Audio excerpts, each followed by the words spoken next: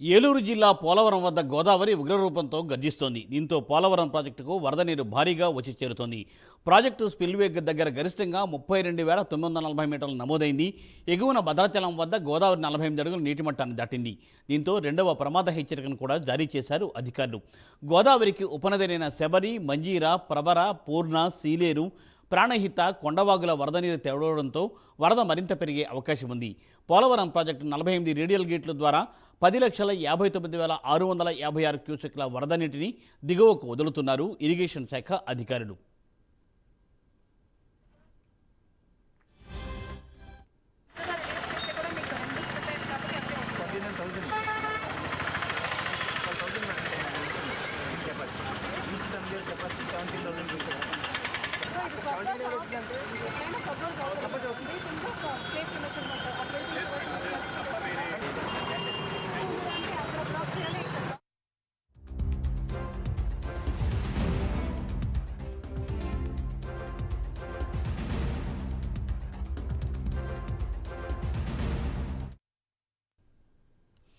పోలవరం వరద ఉధృతి కారణంగా ముంపు మండలాలైన వేలేరుపాడు, కుకునూరు మండలాల్లో అధికారులను అప్రమత్తం చేశారు జిల్లా కలెక్టర్ వెట్రి సెల్వి. దీంతో కలెక్టర్ ఆదేశాల మేరకు రాత్రి నుండే ముంపు బారిన పడే ప్రాంతాల ప్రజలను సురక్షిత ప్రాంతాలకు తరలిస్తున్నారు అధికారులు. వారికి తాగునీరు, ఆహారం కూడా అందిస్తున్నారు.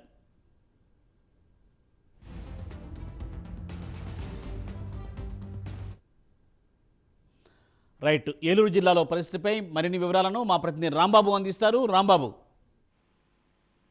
థ్యాంక్ యూ మూర్తి.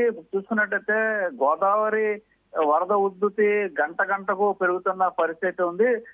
ఇక్కడ చూసుకుంటే 3 గంటల వరకు వచ్చిన సమాచారం ప్రకారం పోలవరం ప్రాజెక్టు స్పిల్వే వద్ద 33.030 మీటర్లు నమోదైన పరిస్థితి ఉంది. ప్రాజెక్టు దగ్గర ఉన్న 48 రేడియల్ గేట్ల నుంచి ఎత్తి 10,79,828 క్యూసెక్కుల నీటిని ఇప్పటికే దిగువకు అధికారులు అయితే వదిలినట్టుగా సమాచారం. ఈ ఏదైతే చూసుకున్నట్టయితే అసలు పోలవరం ఉగ్రరూపంతో గర్జిస్తున్న పరిస్థితి ఉంది. పోలవరం ప్రాజెక్టుకు భారీ స్థాయిలో వరద వచ్చి చేరుతున్న పరిస్థితి. భద్రాచలం దగ్గర కూడా సుమారుగా 2వ నంబర్ ప్రమాద హెచ్చరిక చేసే పరిస్థితి అయితే ఉంది.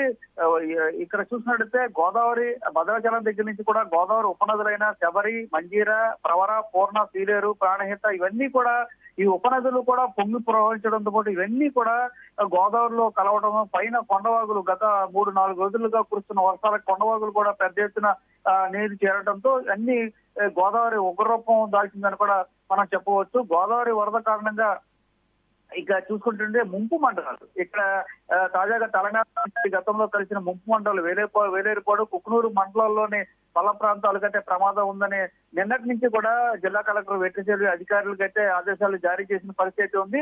ఆదేశాలు జారీ చేసి అందరినీ కూడా ముందస్తుగానే సురక్షిత ప్రాంతాలకు తరలించాలని కూడా చెప్పిన పరిస్థితి ఉంది. అదే రకంగా కొద్దిసేపటి క్రితం కూడా ముంపు మండలాల్లో జిల్లా కలెక్టర్ ఏదైతే వెట్రిసేల్వి, అదే రకంగా కలెక్టర్ ప్రతాప్ శివకిషోర్ ఇద్దరు కూడా స్వయంగా ముంపు మండలాల్లో బోట్ల మీద కూడా వాళ్ళు వెళ్ళి అక్కడ ఏదైతే సురక్షిత ప్రాంతాలు తరలించిన వాళ్ళు వెళ్ళి వాళ్ళ దగ్గర ధైర్యం చెప్తున్నారు. ఇక్కడ పరిస్థితులు ఎలా ఉన్నాయి, ఇక్కడ ఈ వరద వస్తే ఎలా ఉంటుంది, మీకు ఎలా ఉంటుంది, మీరు మాత్రం ఖచ్చితంగా అధికారులు చెప్పిన మాట విని సురక్షిత ప్రాంతాలకు తరలి వెళ్ళాలి అని కూడా చెప్పడం జరిగింది.